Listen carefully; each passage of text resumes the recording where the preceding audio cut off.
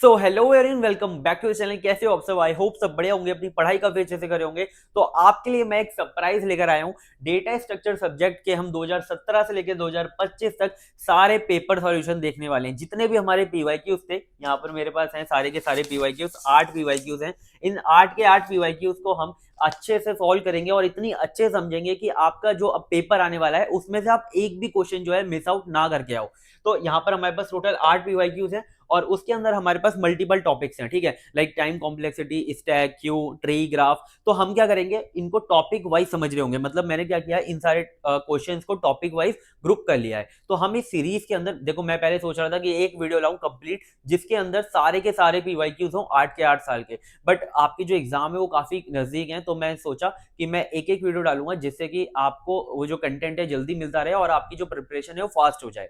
तो हम यहाँ पर क्या करने वाले हैं, topic wise single single video लाने वाला हूँ। ठीक है, तो इस वीडियो के अंदर हम एसिम्प्टोटिक नोटेशन और टाइम कॉम्प्लेक्सिटी के जितने भी पीवाईक्यूज हैं वो देख रहे होंगे। तो सबसे पहले हम टॉपिक को अच्छे से समझेंगे और फिर उसके पीवाईक्यू सॉल्व करेंगे। ऐसा नहीं कि डायरेक्टली मैं आपको पीवाईक्यू सॉल्व करवाऊंगा, पहले मैं आपको टॉपिक को समझाऊंगा फिर हम पीवाईक्यू पे मूव करेंगे। और अगर आपको सारे टॉपिक्स को बहुत डिटेल में पढ़ना है तो आप हमारी वन शॉट सीरीज देख सकते हो। आपको डिस्क्रिप्शन में लिंक मिल जाएगी, वहां पर मैंने 2024-25 का जो पेपर है 2023-24 का जो पेपर है वो भी सॉल्व कराया हुआ था। ठीक है, तो वीडियो को स्टार्ट करते हैं। सबसे पहले देखते हैं टॉपिक 1। तो देखो यहाँ पर मेरे पास ये जो मास्टर लिस्ट है जिसके अंदर 2017 से लेकर 2025 तक के जितने भी हमारे डीएस के पीवाईक्यूज हैं वो सारे यहाँ पर हैं।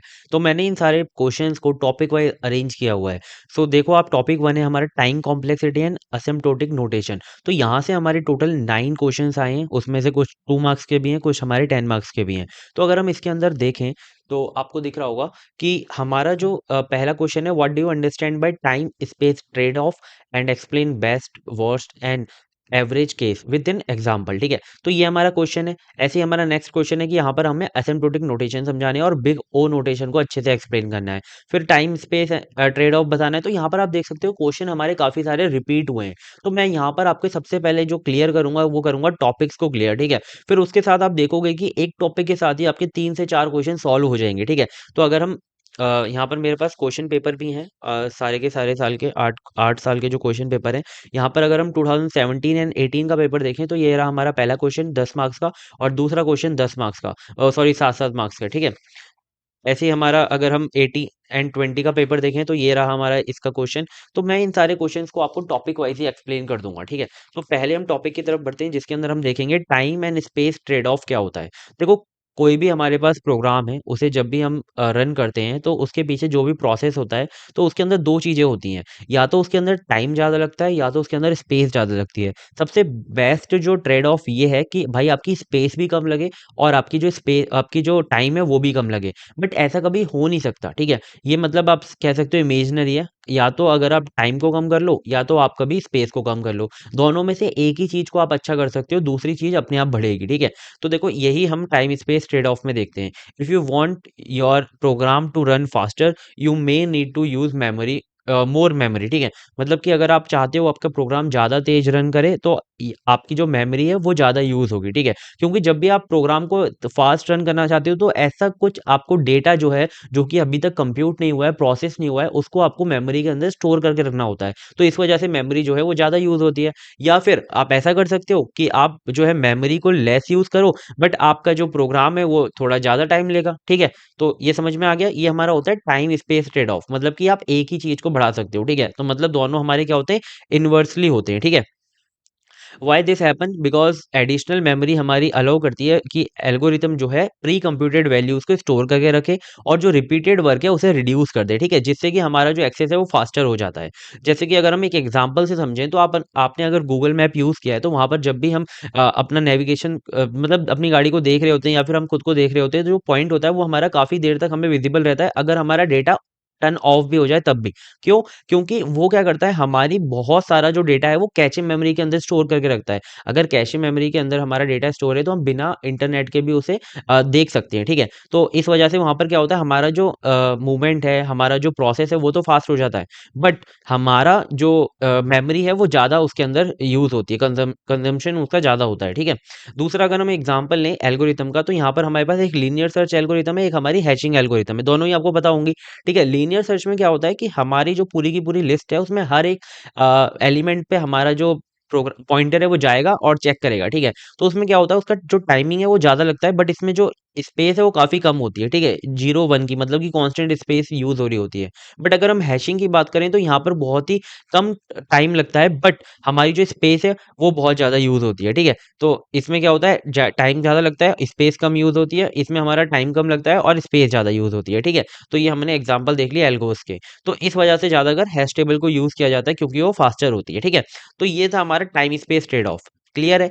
तो अब हम नेक्स्ट टॉपिक की तरफ बढ़ते हैं। नेक्स्ट है हमारा best case, worst case and average case.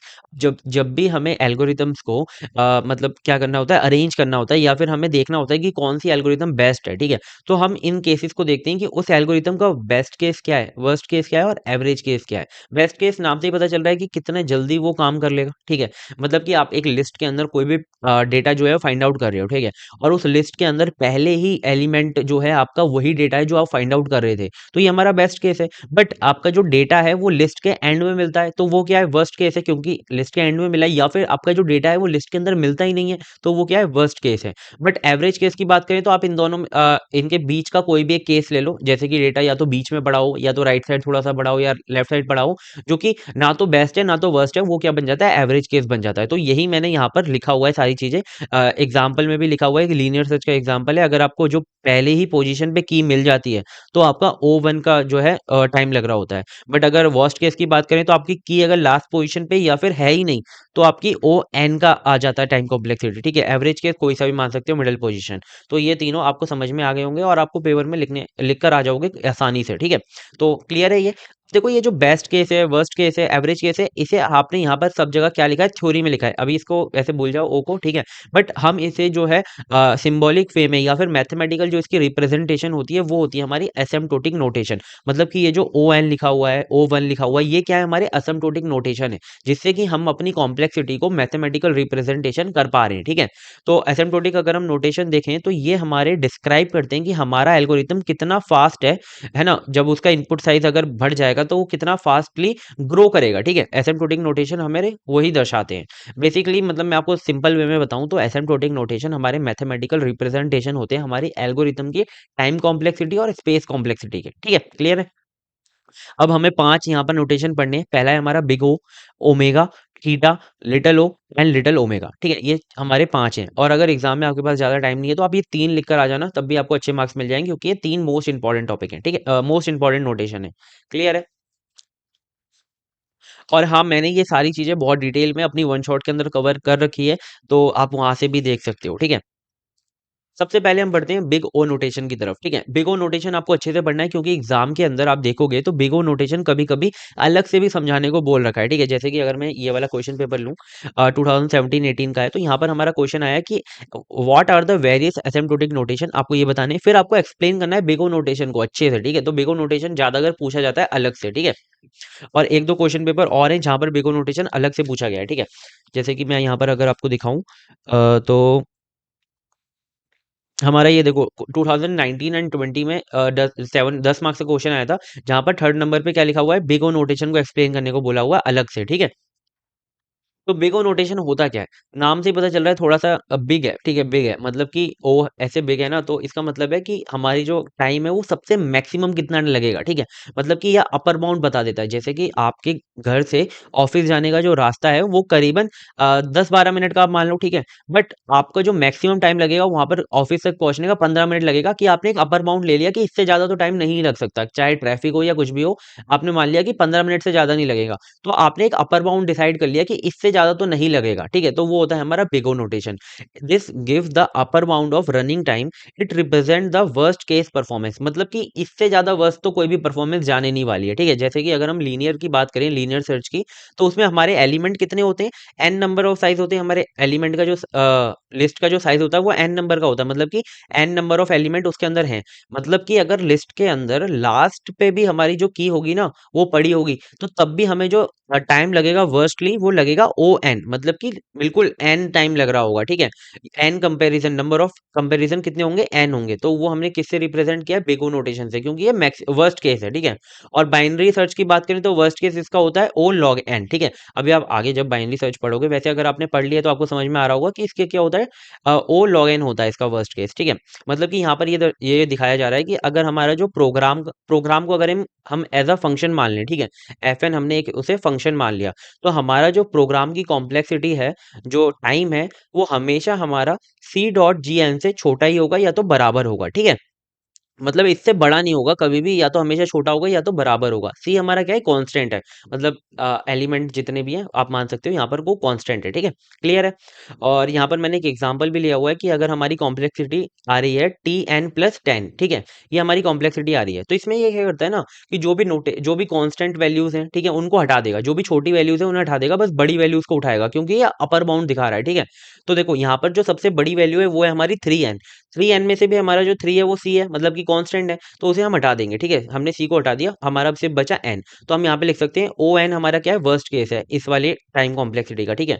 अब हमारे पास एक और टाइम कॉम्प्लेक्सिटी है T n equal to 2n² plus 5n plus 100। 100 तो कांस्टेंट हो गया, हटा दो इसे, ठीक है। 5n हो गया हमारा एक, और एक 2n² हो गया। इन दोनों में से जो बड़ी वैल्यू है वो क्या है, 2n² हमारी बड़ी वैल्यू है। इसमें से भी जो हमारा 2 है वो c मान लो, कांस्टेंट मान लो, इसे हटा दिया, ठीक है। तो एन स्क्वायर बचा सबसे बड़ी वैल्यू, तो हम मान सकते हैं कि जो एन स्क्वायर है वो हमारा वर्स्ट केस है। तो जो भी हमारी सबसे बड़ी वैल्यू होती है उसे हम रखते हैं बिग ओ के अंदर, ठीक है, उसका मतलब है ये वर्स्ट केस है। तो big O notation I hope आपको बहुत अच्छे से क्लियर होगा। एक बार मैं यहाँ पर ग्राफ भी दिखा देता हूँ आपको, ये हमारा टाइम शो कर रहा है, यहाँ पर हमारे जो साइज है हमारे लिस्ट का वो शो कर रहा है, ठीक है। तो यहाँ पर जो है ना हमारा, देखो स्टार्टिंग में के से अगर हम पहले देखें, यहाँ तक देखें, तो ये वाली हमारी लाइन है एफ एन की, ठीक है, हमारा जो प्रोग्राम है, और ये हमारी लाइन है अपर बाउंड की, ठीक है, वर्स्ट केस की। तो ये आप देख सकते हो कि पहले हमारा जो एफ एन है ना ऊपर भी जा रहा है, फिर नीचे जा रहा है, फिर ऊपर भी जा रहा है। बट यहाँ पर के बाद क्या हो रहा है, के बाद हमारा जो एफ एन है वो नीचे ही रह गया है, बट हमारा जो जी एन है वो ऊपर जा रहा है, ठीक है। तो बट यहाँ पर तो हमारा एफ एन ऊपर जा रहा है, तो ये कैसे वर्स्ट केस बता रहा है। तो देखो के क्या होता है, के हमारी एक ऐसी वैल्यू होती है जिससे पहले हमारा जो एफ एन और जी एन में ना ज्यादा फर्क नहीं होता, ठीक है। जैसे कि अगर हम n और n स्क्वायर को कंपेयर करें, तो अगर हम n की जगह पे जीरो रखेंगे तो n स्क्वायर कितना होगा, जीरो ही रहेगा ना। चाहे जीरो का स्क्वायर हो या फिर जीरो हो, वो सेम ही होता है, तो कुछ इतना फर्क नहीं पड़ता। और अगर हम n की जगह पे 1 लें और n स्क्वायर रखें तब भी वैल्यू सेम रहेगी, ज्यादा कुछ फर्क नहीं पड़ेगा। बट अगर हम यहाँ पर 2 रखेंगे और 4 रखेंगे तो थोड़ा फर्क पड़ेगा। फिर अगर हम n की जगह पे 1000 रख दें और n की जगह पे यहाँ पे 1000 रख दें, तो 1000 का स्क्वायर हो जाएगा, ठीक है। तो मतलब 1000 में और 1000 के स्क्वायर में बहुत ज्यादा चेंज डिफरेंस आ जाएगा, ठीक है। तो वो कभी भी आगे नहीं बढ़ पाएगा। बट अगर छोटे वैल्यूज की बात करें तो वहां पर क्या है कि इक्वल या फिर ऊपर उसके जाता रहता है, ठीक है, बट के बाद नहीं जाता। तो के हमारा आप मान सकते हो कि के बाद जो है वो बेको नोटेशन हमारा अच्छे से काम कर रहा है, ठीक है। तो ये क्लियर होगा, ठीक है। तो ये मतलब स्ट्रिक्टली अपर बाउंड नहीं होता, बट ये क्या होता है, इक्वल या फिर थोड़ा सा ऊपर होता है, ठीक है, स्ट्रिक्टली नहीं होता। तो आई होप आपको ये क्लियर होगा। और स्ट्रिक्टली हमारा अभी हम आगे पढ़ेंगे, लिटिल जो होता है हमारा लिटिल ओ, वो हमारा स्ट्रिक्टली अपर बाउंड होता है, ठीक है। तो आई होप आपको जो बेगो नोटेशन है बहुत अच्छे से क्लियर होगा, अब आप कहीं पर भी समझा दोगे, ठीक है। अब आता है हमारा ओमेगा नोटेशन। बिग ओ का बिल्कुल ऑपोजिट मान लो, ये हमारा होता है लोअर बाउंड, मतलब कि इससे नीचे तो नहीं जाएगा। जैसे कि अगर ऑफिस से लेकर घर की बात करें, तो हमने एक मिनिमम टाइम टाइम मान लिया कि 10 मिनट तो भाई लगेंगे ही, ठीक है।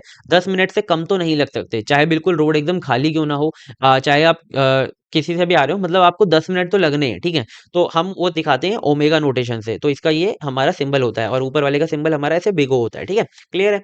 तो ये हमारा लोअर बाउंड बताता है, और ये रिप्रेजेंट करता है हमारा बेस्ट केस, की मतलब सारी चीजें अगर आइडल केस पे हैं, सारी चीजें बहुत बढ़िया हैं, तो भाई बेस्ट केस ये निकल के आएगा, ठीक है। जैसे कि लीनियर सर्च का बेस्ट केस क्या होता है कि हमें एलिमेंट जो है पहली ही की पे मिल जाता है, ठीक है। तो मतलब पहला ही हो गया, तो ओमेगा 1 रख सकते हैं, ये हमारा क्या है, बेस्ट केस है। क्लियर है।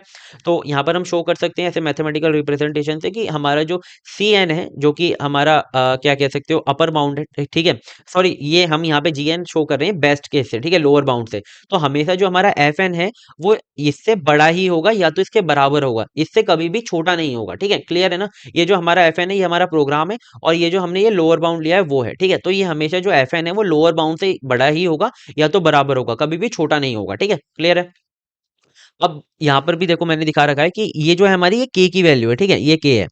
के से पहले कुछ भी हो सकता है, बट के के बाद क्या है, जीएन नीचे है और एफएन ऊपर है, हमेशा जो एफएन है वो ऊपर ही रहेगा और ये लोअर बाउंड है। मतलब कि अगर घर से लेकर ऑफिस तक अगर रास्ता बिल्कुल खाली भी है ना, तो 10 मिनट तो लगेंगे ही, उससे कम नहीं लगेंगे। ठीक है, ये बता रहा है कि कितना भी आइडल हो इससे तो कम नहीं लगेगा। ठीक है, तो ओमेगा नोटेशन भी बहुत अच्छे से क्लियर है। अब हम आगे बढ़ते हैं थीटा नोटेशन के लिए। ठीक है, थीटा नोटेशन क्या होता है कि अब हमें क्या पता है भाई, एग्जैक्ट टाइम पता है कि ऑफिस से लेकर घर आने का जो मेरा टाइम है वो 10 से लेकर 12 मिनट का है। हमारे पास रेंज पता है कि 10 से लेकर 12 मिनट ही लगेंगे, ना तो 12 मिनट से ऊपर लग सकते हैं, ना तो 10 मिनट से नीचे लग सकते हैं। हमें लोअर बाउंड भी पता होता है, यहाँ पर अपर बाउंड भी पता होता है, तो हम यहाँ पर एग्जैक्ट टाइम बता पाते हैं थीटा नोटेशन से। ठीक है, जैसे कि अगर हम बाइनरी सर्च की बात करें तो कितना भी हो उसमें लगना तो log n ही है। ठीक है, तो हम इसे थीटा से शो करा सकते हैं। ठीक है, तो देखो यहाँ पर आप देख सकते हो कि बिग ओ मतलब अपर बाउंड, ओमेगा मतलब लोअर बाउंड। ठीक है, और जो थीटा है वो हमारा एवरेज मतलब कि बीच का। तो ये हमें क्या बताता है, टाइट बाउंड बताता है कि एग्जैक्ट ग्रोथ बताता है कि when upper bound and lower bound are equal. ठीक है, जहां पर अपर बाउंड और लोअर बाउंड क्या हो जाते हैं, इक्वल हो जाते हैं। अगर हम एल्गोरिथम की टर्म में देखें तो बाइनरी सर्च में हमारा कैसा भी हमारा डेटा हो, कहीं पर भी पड़ा हो, ठीक है, उसका जो टाइम लगेगा वो कितना लगेगा, ओ लॉग एन लगेगा। ठीक है, इतना क्लियर है। अब हम आगे बढ़ते हैं। यहाँ पर एक ग्राफ भी दिखा देता हूँ आपको, ये हमारा ग्राफ है। तो यहाँ पर हमारा ये लोअर बाउंड है और ये हमारा अपर बाउंड है, तो हमें एक रेंज पता चल गई कि हमारा जो एफ एन है वो इतने के अंदर ही रहने वाला है। यहाँ पर हमें नहीं पता था कि ऊपर कितना जा सकता है, यहाँ पर हमें नहीं पता था नीचे कितना जा सकता है, बट हमें यहाँ पर पता है कितना ऊपर जा सकता है, कितना नीचे जा सकता है। तो यहाँ पर हमें क्या पता चल जाती है, टाइट बाउंड पता चल जाता है। ठीक है, रेंज पता चल जाती है। तो थीटा नोटेशन क्लियर है। अब हम आगे बढ़ते हैं, दो हमारे और सिंपल सिंपल से टॉपिक है। लिटिल ओ नोटेशन, जो क्या हमारा छोटा सा ऐसे ओ बना देना। ठीक है, ये हमारा स्ट्रिक्टली मतलब कि अपर बाउंड हमें बता देता है। एफ एन जो है हमारा इतना स्लो ग्रो करेगा कि हमारा जो जी एन है ना वो उसके लिए इन्फिनिटी लगने लगेगा। मतलब कि आप यहाँ पे समझो कि हमारा जो एफ एन है वो तो हमारा साइकिल है, और जो हमारा जी एन है वो हमारा एरोप्लेन है या रॉकेट है। ठीक है, अगर आप अपने घर से लेकर ऑफिस के जाने की स्पीड एरोप्लेन से अगर आप मेजर करोगे तो वो हमेशा साइकिल की स्पीड तो छोटी ही रहेगी ना, चाहे कितनी भी तेज चल ले साइकिल, एरोप्लेन की जो स्पीड है वो हमेशा बड़ी ही रहेगी चाहे कितना भी हो। तो ऐसे यहाँ पर होता है कि जो एफ एन है हमारा वो बहुत ही कम स्लोअर ग्रो होता है in compare to g n. ठीक है, क्लियर है। एफ एन जो है हमारा ऑलमोस्ट नथिंग हो जाता है as compare to g n. मतलब कि आप समझ लो अगर साइकिल की स्पीड और आप एरोप्लेन की स्पीड को ऐसे कंपेयर करोगे तो जो हमारी साइकिल की स्पीड है वो ऑलमोस्टली मतलब क्या बोलते हैं, नथिंग हो जाएगी कंपेयर करने पे। ठीक है, तो अगर हम इसे शो करें तो अगर हम एन की स्पीड को इन्फिनिटी पे ले जाएं तो हमारा जो जी एन है वो हमारा क्या बन जाता है, इन्फिनिटी बन जाता है। ठीक है, तो इन्फिनिटी जब भी डिनोमिनेटर में होती है तो इक्वल टू क्या हो जाता है, वो जीरो हो जाता है। ठीक है, तो अगर आप क्या क्या देख सकते हो कि अगर हम n equal to O of n square करेंगे, तो अगर हम एन की वैल्यू को इन्फिनिटी रख देंगे तो एन स्क्वायर तो बहुत ही ज्यादा बड़ा हो जाएगा, या फिर एन की जगह पे 1000 रख देंगे तो एन स्क्वायर तो बहुत ही ज्यादा बड़ा हो जाएगा। तो मतलब समझ सकते हो लिटिल ओ क्या होता है। ठीक है, स्ट्रिक्टली अपर बाउंड होता है, उससे ऊपर जा ही नहीं सकता। ठीक है, चाहे वो कोई भी वैल्यू हो। अब देख सकते हो यहाँ पर हमारा ये क्या था, थोड़ा बहुत ऊपर है, ज्यादा ऊपर नहीं रहता। ठीक है, या तो इक्वल है या तो बड़ा है। ठीक है, बट ये तो हमेशा हमारा बड़ा रहता है। ठीक है, अब हम बात करते हैं लिटिल ओमेगा नोटेशन की। लिटिल ओमेगा नोटेशन यहाँ पर जैसे उसने अपर बाउंड दे दिया स्ट्रिक्टली, यहाँ पर हमें दे देगा स्ट्रिक्टली लोअर बाउंड। मतलब कि आपका जो एल्गोरिथम है वो तो है एरोप्लेन की स्पीड, और जो हमारा लोअर बाउंड है वो है साइकिल की स्पीड। तो एरोप्लेन की स्पीड कितनी भी आप कम कर लो, साइकिल की स्पीड से कम नहीं होने वाली। ठीक है, तो साइकिल मतलब समझ रहे हो ना कि एरोप्लेन की स्पीड और साइकिल की स्पीड में इतना अंतर है, इन्फिनिटी और जीरो का, समझ सकते हो। ठीक है, तो जीएन हमारा क्या बन चुका है, जीरो बन चुका है, और ये हमारा इन्फिनिटी बन चुका है, ऐसे समझ लो। ठीक है, जीएन हमारी साइकिल की स्पीड है और एफएन हमारा एरोप्लेन की स्पीड है, एज अपोजिट मान लो लिटिल होगा। ठीक है, तो यहाँ पर हमारा जो एफएन है अगर हम इसे becomes infinity larger than g n when n is huge, अगर एन की वैल्यू हमारी बहुत बड़ी है तो हमारा जो एफएन है वो क्या बन जाता है, इन्फिनिटी बन जाता है। ठीक है, एफएन अगर हमारा एन है तो वो मच फास्टर है, और जो जीएन है हमारा लॉग एन है समझ लो, तो वो स्लो है। ठीक है, तो n square equal to omega, हमने ये जो लिटिल ओमेगा होता है इसका ऐसा होता है। ठीक है, नोटेशन बिग बिग वाले का ऐसा होता है। ठीक है, तो अगर हम इसे कंपेयर करें तो एन स्क्वायर की वैल्यू हमेशा हमारी बड़ी आएगी एन से। ठीक है, और अगर हम इसमें शो करें तो लिमिट हमारी एन की अगर इन्फिनिटी हो गई तो हमारी जो ये वाली वैल्यू है वो हमारी जीरो हो जाएगी, जिसकी वजह से ये इन्फिनिटी बन जाएगा। ठीक है, तो लिटिल ओमेगा भी समझ में आ गया, लिटिल ओ भी समझ में आ गया, और ये तीनों नोटेशन भी बहुत अच्छे से क्लियर है। ठीक है, अब अगर इनको कोई भी आपको समझाने को बोलेगा तो भाई आप एकदम नींद में से भी उठोगे तो और लिख दोगे। ठीक है, तो इतना क्लियर है। अब हम आगे बढ़ते हैं। तो एक हमारा क्वेश्चन आया हुआ था, शायद 2 नंबर में ही आया था, कि आपको ना यहाँ पर ये जो हमारे कॉम्प्लेक्सिटी है, O log N, O N N four, O one, O N square log N, इनको आपको क्या करना था, रैंक करना था, आपको ये बताना था कि इंक्रीजिंग ऑर्डर में इसे अरेंज करो, ठीक है। तो जब भी हम रैंकिंग जो रूल होता है ना इसे रैंक करने का, वो हमारा ऐसा होता है कि कांस्टेंट हमेशा हमारा सबसे छोटा होता है, सबसे कम टाइम लेता है, ठीक है। फिर हमारा लॉग टाइम लेता है, फिर हमारा एन टाइम लेता है, फिर हमारा एन लॉग एन टाइम लेता है, फिर हमारा एन स्क्वायर टाइम लेता है, फिर हमारा एन क्यूब टाइम लेता है, फिर हमारा एन की पावर 4 टाइम लेता है, ठीक है। तो हमें इस हिसाब से ही अरेंज करने होते हैं। तो हमारे जो क्वेश्चन में है हमारे पास ओ लॉग एन है जो कि यहाँ पर आ जाएगा, ठीक है। फिर हमारा ओ एन 4 है जो कि सबसे बड़ा है, ठीक है, सबसे बाद में आएगा। ओ 1 है यानी कि कांस्टेंट है तो सबसे पहले आ जाएगा। O N square log n है यानी कि लॉग एन के बाद जो एन आता है उसके भी बाद एन लॉग एन आता है, ठीक है। फिर उसके बाद एन क्यूब आता है। तो आप देख सकते हो हमने इनको अरेंज कर लिया अच्छे से, O one, O log N, O N square log N, N O N की पावर 4, ठीक है। तो इस तरीके से इन्हें अरेंज कर लेना। बहुत ईज़ी था, ठीक है? ये तो आप कर ही लोगे यार, ठीक है? अब हम आगे बढ़ते हैं। आगे हमारा एक क्वेश्चन आया था, what do you understand by time and space trade off. तो हमने ट्रेड ऑफ तो अच्छे से पढ़ लिया। वो define the various asymptotic notation, तो एसिम्प्टोटिक नोटेशन भी आप अच्छे से बता दोगे। फिर आपको ओ नोटेशन डिराइव करना था लीनियर सर्च के लिए, तो वो कैसे करते हैं चलो जल्दी से देखते हैं। तो लीनियर सर्च का पहले तो आपको एल्गोरिथम पता होना चाहिए, तो लीनियर सर्च का हमने यहाँ पर एल्गोरिथम लिख लिया है। तो फोर की अगर हम लूप लगाते हैं सबसे पहले, तो वन से लेकर एन तक हम लूप लगाते हैं, फिर सारे के सारे जो एलिमेंट्स हैं उनसे हम कंपेयर करते हैं। तो लूप के अंदर हम क्या करते हैं, ए एरे जो हमारा आई है उसे कंपेयर करते हैं की के साथ, अगर इक्वल हो जाता है तो आई को क्या कर देते हैं, हम रिटर्न कर देते हैं कि इस इंडेक्स पे हमारी जो की है वो पड़ी हुई है। तो ये हमारा एल्गोरिथम होता है, पता है आपको, ठीक है। या फिर आप आगे पढ़ लोगे जब लीनियर सर्च पढ़ेंगे, ठीक है। तो ये हमारा एल्गोरिथम हो गया। इसका जो वर्स्ट बेस्ट केस होता है वो होता है ओ वन, और जो वर्स्ट केस होता है वो होता है ओ एन, और एवरेज केस भी माने तो एन अपॉन टू होता है, बट हम उसे जो ऊपर ही पावर मानते हैं, ओ में लिखा हुआ है तो ओ एन होता है इसका एवरेज केस भी। मतलब कि बेस्ट केस ही अलग है, एवरेज और वर्स्ट तो सेम ही है, ठीक है। अब हम इसकी मैथमेटिकल डेरिवेशन हमें लिखनी होती है, तो हमारा जो वर्स्ट केस है उसे लेके चलेंगे, ठीक है। यहाँ पर हमें ओ नोटेशन डिराइव करना है यानी कि वर्स्ट केस बताना है, ठीक है। तो वर्स्ट केस हमने मान लिया एन है, एन कंपैरिजन होंगे तब हमारा वर्स्ट केस बनेगा। और कांस्टेंट मान लेते हैं हम सी, कि इतना कंपैरिजन हम करें, ठीक है, कांस्टेंट मान लिया। और टोटल जो टाइम है हमें लगेगा T n equal to c into n plus k, ठीक है। ये हमारी इक्वेशन बन गई, इतना हमें टाइम लगेगा। अगर हम इसका आप ही बताओ बेगो नोटेशन निकालेंगे तो के हमारा हट जाएगा कांस्टेंट, सी हमारा हट जाएगा कांस्टेंट, एन बचेगा। तो T n is equal to O n हमारा क्या आ गया, इसका मतलब क्या बोलते हैं, टाइम कॉम्प्लेक्सिटी आ गई ओ नोटेशन पे, ठीक है। मतलब कि वर्स्ट केस ये आएगा, ठीक है। और linear search worst case time complexity ये हमारी ये हो गई, ठीक है। आपको मतलब ऐसे बताना, ये आपको पता ही होगा पहले से, ठीक है। अगर हम आगे बढ़ते हैं, एक हमारा एक और क्वेश्चन आया था कि यहाँ पर हमें ना ये चार जो हमारे टॉपिक्स हैं इन्हें डिफाइन करना होता है, ठीक है। ऐसे क्वेश्चन ज्यादा आते हैं, ये जो एसिम्प्टोटिक नोटेशन और टाइम कॉम्प्लेक्सिटी में ऐसे नोटेशन हम ऐसे टॉपिक हमारे ज्यादा आते हैं, ठीक है। तो टाइम कॉम्प्लेक्सिटी हमें अभी हम देखते हैं, और स्पेस कॉम्प्लेक्सिटी देखते हैं। बिग नोटेशन हमने देख लिया अच्छे से, बिगो नोटेशन, एसिम्प्टोटिक नोटेशन हमने पढ़ लिया, तो हम ये दोनों अच्छे से एक्सप्लेन कर सकते हैं। अब हम देखते हैं टाइम कॉम्प्लेक्सिटी। टाइम कॉम्प्लेक्सिटी का मतलब होता है कि कितना टाइम आपको चाहिए आपके एल्गोरिथम को, आपके प्रोग्राम को रन कराने के लिए। वो जो रिक्वायर्ड टाइम होता है ना, वही होता है हमारा time complexity. Measures how the running time of an algorithm increases with the input size. आपका जो इनपुट साइज है वो जितना बढ़ता है उसके हिसाब से कितना आपका टाइम बढ़ जाता है, उसी को हम कहते हैं क्या, टाइम कॉम्प्लेक्सिटी। जिसको हम जैसे हमने यहाँ पर बाइनरी सर्च में एन की जगह पे जितना हमारा इनपुट साइज है वो रख देंगे तो हमें टाइम कॉम्प्लेक्सिटी की पता चल जाएगी। ऐसे लीनियर सर्च में अगर हम एन की जगह पे जो भी हमारा साइज है एलिमेंट का वो रख देंगे तो हमें इसकी टाइम कॉम्प्लेक्सिटी पता चल जाएगी। अब अगर हम स्पेस कॉम्प्लेक्सिटी की बात करें तो measures the total memory used by algorithm, कि पूरे एल्गोरिथम ने जब उसे एग्जीक्यूट किया, पूरा प्रोग्राम जब एग्जीक्यूट हुआ तो कितनी मेमोरी यूज हुई, ठीक है। उसी को हम क्या कहते हैं, स्पेस कॉम्प्लेक्सिटी बोलते हैं। इसके अंदर इनपुट भी आ जाता है, ऑक्सिलरी मेमोरी भी आ जाती है, सारी चीजें आ जाती है, ठीक है। जैसे कि मर्ज शॉर्ट जो है हमारा ओ एन जो है हमारी एक्स्ट्रा स्पेस लेता है, बाइनरी सर्च हमारा ओ वन एक्स्ट्रा स्पेस लेता है। तो ये हमारी क्या है, स्पेस कॉम्प्लेक्सिटी है इनकी, ठीक है। अब हमारा एक और क्वेश्चन आया था, illustrate asymptotic notation, time space trade off and ADT, ठीक है। एडीटी हमारा होता है एब्स्ट्रैक्ट डेटा टाइप। तो हमने स्पेस कॉम्प्लेक्सिटी एसिम्प्टोटिक नोटेशन पढ़ लिए, टाइम स्पेस ट्रेड ऑफ पढ़ लिए। अब हम एडीटी पढ़ लेते हैं, ठीक है। एडीटी का फुल फॉर्म होता है एब्स्ट्रैक्ट डेटा टाइप, ठीक है। एब्स्ट्रैक्ट डेटा टाइप यहाँ से नाम से पता चल रहा है, यहाँ पर एब्स्ट्रैक्शन आ रहा है, ठीक है।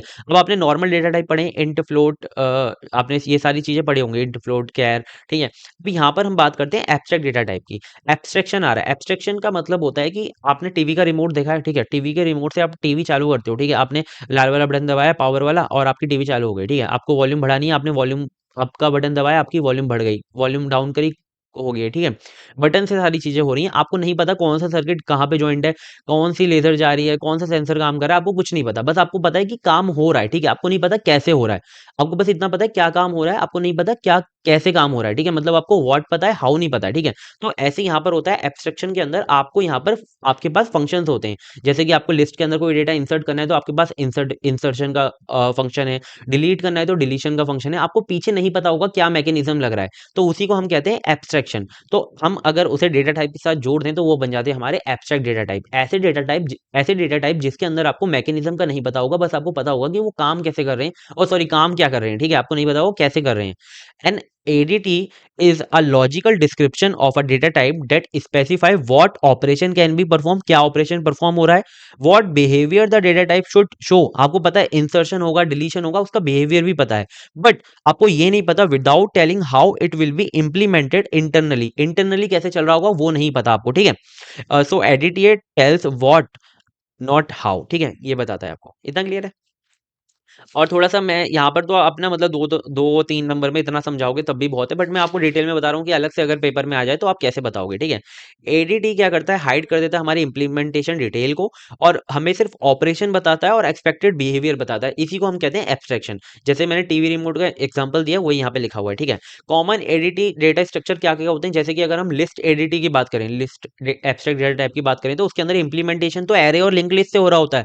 बट आपके पास ऑपरेशन के लिए यहाँ पर फंक्शंस होते हैं इंसर्ट, डिलीट, जिससे आप अपना काम निकलवा सकते हो, ठीक है? ऐसे ही अगर हम स्टैक एडीटी की बात करें तो यहाँ पर आपके पास होगा पुश, पॉप, पीक, ठीक है? मतलब पीक से आप टॉप एलिमेंट ले सकते हो, पॉप से आप जो टॉप एलिमेंट है उसे डिलीट कर सकते हो, पुश से आप पुश कर सकते हो टॉप ऑफ द स्टैक पे, ठीक है? तो ये हमारा इंप्लीमेंट तो एरे और लिंक लिस्ट से ही हो रहा होता है, बट आपको ऐसा लगता है कि अलग सा कुछ काम हो रहा है, ठीक है?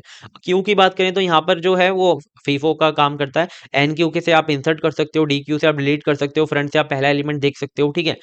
इम्प्लीमेंटेशन इसका एरे से, सर्कुलर एरे से या फिर लिंक लिस्ट से ही हो रहा होता है, ठीक है? तो ये हमारे मोस्ट कॉमन एग्जांपल्स है, ठीक है? एडीटी के। और इसका आप डायग्राम भी बना के आ सकते हो। यहाँ पर आपके पास एप्लीकेशन प्रोग्राम है और आपके पास बस इंटरफेस होता है, ठीक है? आपको ये सब अंदर का कुछ नहीं दिखता, आपको सिर्फ एडीटी दिखता है, मतलब कि आपको वो जो फंक्शन है ना वो दिखते हैं। तो यहाँ पर जो अंदर डेटा स्ट्रक्चर लग रहे होते हैं वो एरे लग रहा है आपका, ठीक है? लिंक लिस्ट लग रहा है, तो ये मेमोरी के अंदर सारी चीजें होती हैं, बट आपको दिखती नहीं है कि वो कैसे इंप्लीमेंटेशन हुआ है। तो आई होप आपको ये जो सारे टॉपिक्स हैं बहुत अच्छे से क्लियर होंगे। तो इसी के साथ हमारे जो 8 साल में जितने भी हमारे क्वेश्चंस आए हुए थे, ठीक है? ये हमारे क्वेश्चन है सारे, ठीक है? ये क्वेश्चन जितने भी आए हुए थे ये हमने अच्छे से सॉल्व कर लिए, ठीक है? और मैं आपको एक और बार दिखा देता हूँ। 2017-18 में हमारे ये 2 क्वेश्चन आए थे 10 मार्क्स में, ठीक है? इसे हटाओ। 2018-19 में हमारा एक ये क्वेश्चन आया था, ठीक है? 2019-20 में हमारा ये वाला क्वेश्चन आया था जिसके अंदर हमें ये चारों चीजों का एक्सप्लेन करना था, ठीक है? चलो अभी हटाओ। 2020 और 21 में हमारा ये क्वेश्चन आया था, time space trade off, 2 marks में आया था ये तो, ठीक है? और 2021-22 में हमारा ये क्वेश्चन आया था जिसमें हमें इन्हें रैंक करना था, ये भी मैंने आपको करवा दिया। 2022-23 में हमारा ये वाला क्वेश्चन आया था, best case, average case, worst case को एनालाइज करके आपको बताना था, ये भी हमने करवा दिया आपको, ठीक है? और 2023-24 में हमारा क्वेश्चन आया था एसिम्प्टोटिक नोटेशन का, ये भी मैंने आपको बता दिया, ठीक है? अब 2024-25 में हमारा ये क्वेश्चन आया था 7 मार्क्स में कि एसिम्प्टोटिक नोटेशन बताओ, टाइम स्पेस ट्रेड ऑफ बताओ और एडीटी बताओ। एडीटी हमने अभी अभी देखा है, ठीक है? तो हमने सारे के सारे अच्छे से क्वेश्चन सॉल्व कर लिए और कोई भी आपके पास अगर प्रॉब्लम है तो आप बता सकते हो, ठीक है? तो चलो बढ़ते हैं नेक्स्ट टॉपिक की तरफ। सो आई होप आपको ये जो टॉपिक है काफी अच्छे से क्लियर होगा और आपको सारे पीवाईक्यूज के सॉल्यूशन भी मिल गए और सॉल्यूशन आपको समझ में भी आए होंगे। अगर आपको वीडियो काफी अच्छा लगा है और बेनिफिशियल लगा है तो प्लीज आप वीडियो को लाइक कर देना और कैसा आपको वीडियो लगा है उसको कमेंट में जरूर बता के जाना और वीडियो को शेयर कर देना अपने दोस्तों के साथ जितने भी इंजीनियरिंग कर रहे हैं और आप हमारे चैनल को सब्सक्राइब भी कर लो क्योंकि हम ऐसा कंटेंट आपके लिए लाते रहते हैं। अब ये जो चीज़ें हैं ना, इन चीज़ों से हम काफ़ी ज़्यादा मोटिवेट होते हैं और आपके लिए और अच्छा कंटेंट बनाते हैं। तो आई होप आप लाइक, सब्सक्राइब और कमेंट करके ही जाओगे। मिलते हैं नेक्स्ट वीडियो में, तब तक के लिए बाय बाय।